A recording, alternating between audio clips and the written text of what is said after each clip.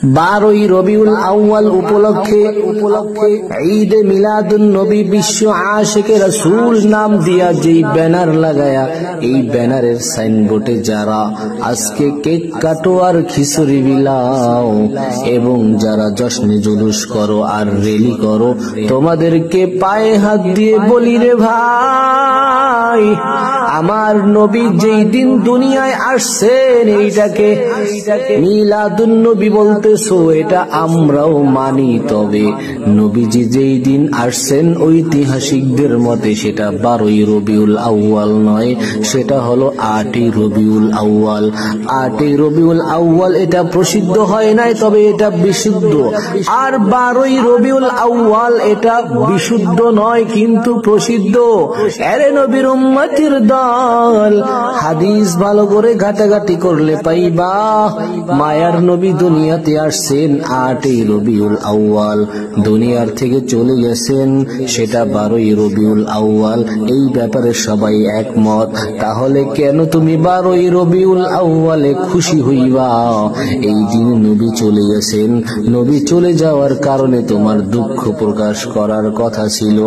আরে নবীর উম্মতের দল, আরেকটা বিষয়, তোমার কথাটাই মেনে নিলাম, 12ই রবিউল আউয়াল নবীর জন্ম, এই কারণে তুমি আজকে কেক কাটো, রেলি করো আর খিচুড়ি পাকাও, খাবার দাবার খাও, খুশি আনন্দে মিছিল করো।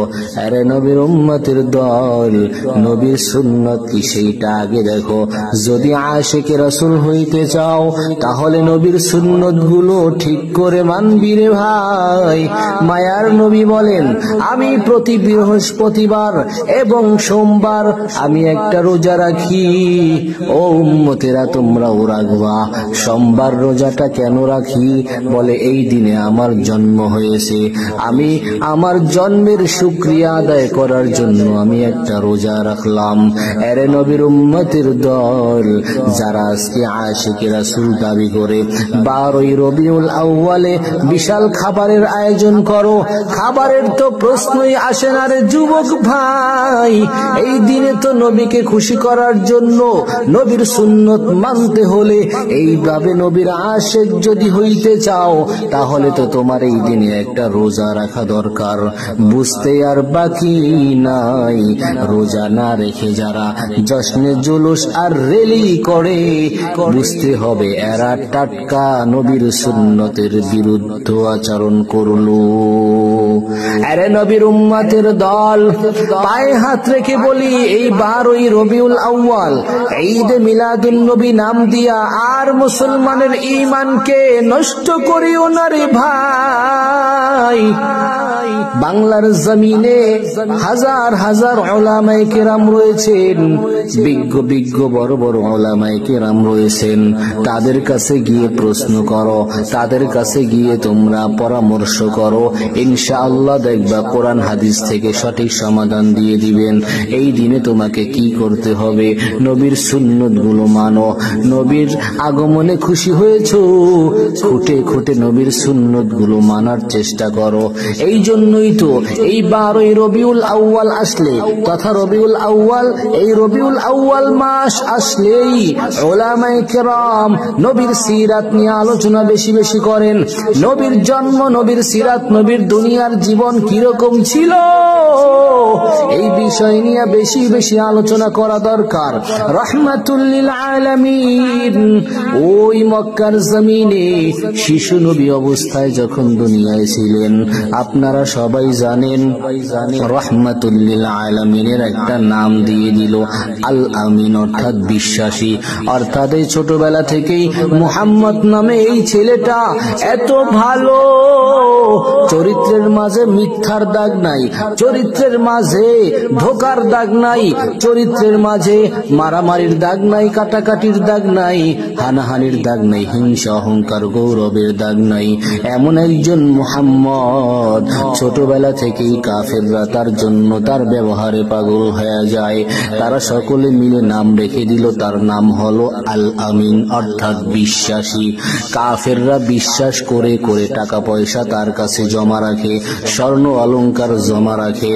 আরে নবীর উম্মতের দল, এই আল আমিন অর্থাৎ বিশ্বাসী মুহাম্মদ তাদের কাছে এত ভালো, কিন্তু 40 বছর যখন হয়ে যায়, রহমাতুল লিল আলামিনকে আমার আল্লাহ পাক রব্বুল আলামিন যখন নবুয়তি দিলেন, এবার রহমাতুল লিল আলামিন দাওয়াতের আমল শুরু করে দিলেন।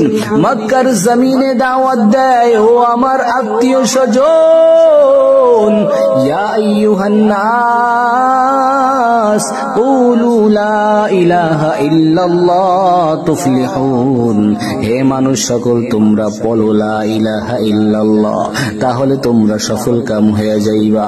যখন এই এক আল্লাহর দিকে দাওয়াত দেওয়া শুরু করেছে, এই বেঈমানের দল নবীকে কষ্ট দেওয়া শুরু করে দিল। এখন আর নবীজি ভালো না, যেই নবী এতদিন পর্যন্ত ভালো ছিল, এখন আর নবী তাদের কাছে ভালো নাই।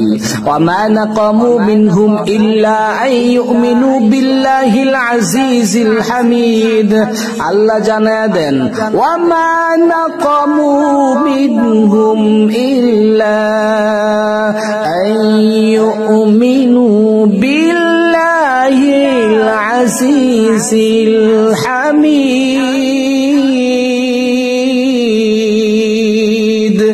আরে নবীর উম্মতের দল, মায়ার নবীকে একদিন ফাতেমা রাদিয়াল্লাহু তাআলা আনহা জিজ্ঞাসা করে, ও আব্বাজান, কাফেররা আপনাকে যে এত কষ্ট দেয়, আপনি কি আসলেই খারাপ নাকি? কাফেররা যে আপনাকে বলে আপনি খারাপ, আপনাকে বিভিন্ন গালি দেয়, আপনি কি আসলেই খারাপ? আপনি কি অন্যায় করেছেন বলেন? নবী ডাক দিয়ে বলে, ফাতেমা রে, আমা নাকামু মিনহুম ইল্লা আইয়ুমিনু বিল্লাহিল আজিজিল হামিদ, আমি নবী এক আল্লাহর দিকে মানুষকে দাওয়াত দেই, এই জন্য আমি বড় খারাপ। এতদিন পর্যন্ত আমার সম্প্রদায়ের মানুষ ওই 360টা মূর্তির পূজা করত, লাত মানাত উজ্জার পূজা করত, ওইটাই ওদের কাছে প্রিয়। কেন আমি এইটার বিরুদ্ধে দাওয়াত দেই? এই জন্য ওরা আমাকে পাগল বলে, আমাকে ওরা খারাপ বলে, আমাকে গালি দেয়। ফাতেমা, আসলে আমি তো খারাপ না। আরে নবীর উম্মতের দল, নবীর চরিত্রটা কেমন? রবিউল আউয়াল মাস আসলে বেশি বেশি নবীর সিরাত নিয়ে আলোচনা করো রে ভাই। মায়ার নবী কাফেরদের সাথে দুর্ব্যবহার করেন নাই, কাফেররা নবীকে কষ্ট দিয়েছে, নবী বদদুয়া দেন নাই। নবী আমার তায়েফের জমিনে দাওয়াতের আমল করতে গেলেন। ওই জায়গায় যাওয়ার পরে ওই জায়গার কাফের মুশরিকরা ছোট ছোট বাচ্চাদেরকে লীলায়া দিল।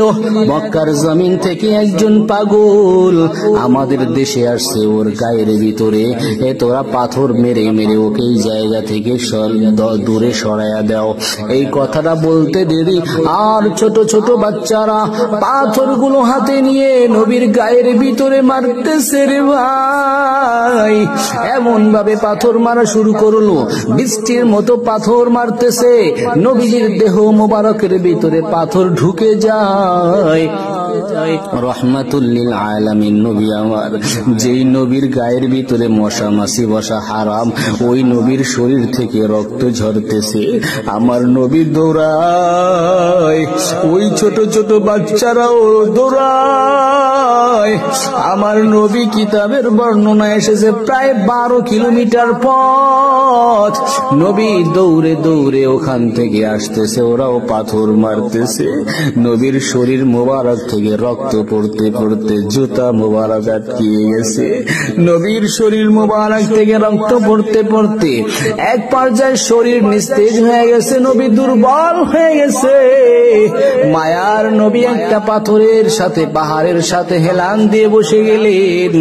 এমন সময় আল্লাহ পাক রব্বুল আলামিন জিবরাইলকে পাঠিয়ে দিলেন, ও জিবরাইল যাও আমার মায়ের নবীকে জিজ্ঞেস করবা, আমার মায়ের নবী নবী কি চায় ওই পাহাড়ে নিয়োজিত ফেরেশতাকেও সাথে পাঠিয়ে দিছে। জিবরাইল আমিন আয়েশা সালাম দিয়ে বলে, নবী আমার,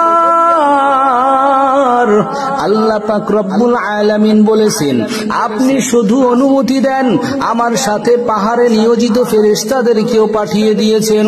আপনি অনুমতি দিলে দুই পাহাড়ের মাঝে চাপা দিয়ে পুরো তায়েববাসীকে খতম করে দিব।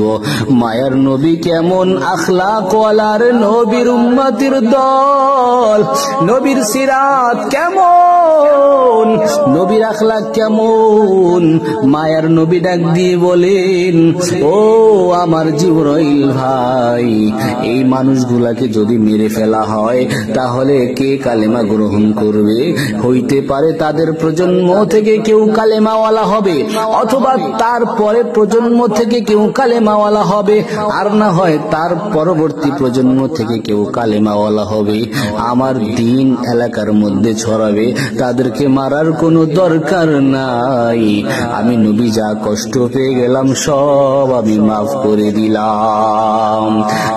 ইমামুল আউয়ালিন আল আখিরিন বহরে সাদকা রাহমাতাল লিল আলামিন শুদ উজুদাশ রাহমাতাল লিল আলামিন মসজিদে ও শুদ হামারো এ জমিন সৈয়দুল কৌনৈন খতমুল মুরসলিন আখিরা মুদবুদ ফখরুল আউয়ালিন।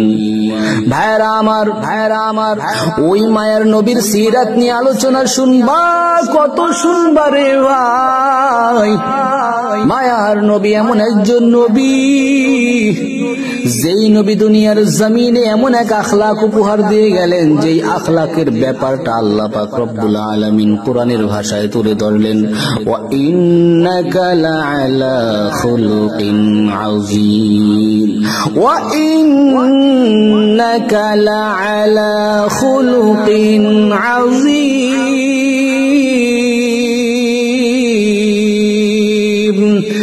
এরে নবীর উম্মতের দল, আল্লাহ পাক রব্বুল আলামিন বলতেছেন, আমি দুনিয়ার জমিনে যত নবী পাঠাইলাম, যত মানুষ পাঠাইলাম, সমস্ত নবী আর মানুষের মধ্য থেকে সবার আখলাক গুলো যদি এক পাল্লায় উঠায় দেওয়া হয়, আমি আমার মায়ার নবীকে যেই আখলাক দিলাম, যেই ব্যবহার দিলাম, এই নবীর ব্যবহার যদি আরেক পাল্লায় উঠায় দেওয়া হয়, তো নবীর আখলাকের পাল্লা সমস্ত নবী আর সমস্ত মানুষের আখলাক ব্যবহারের পাল্লার চাইতে নবীর আখলাকের পাল্লা বেশি ভারী হয়ে যাবে।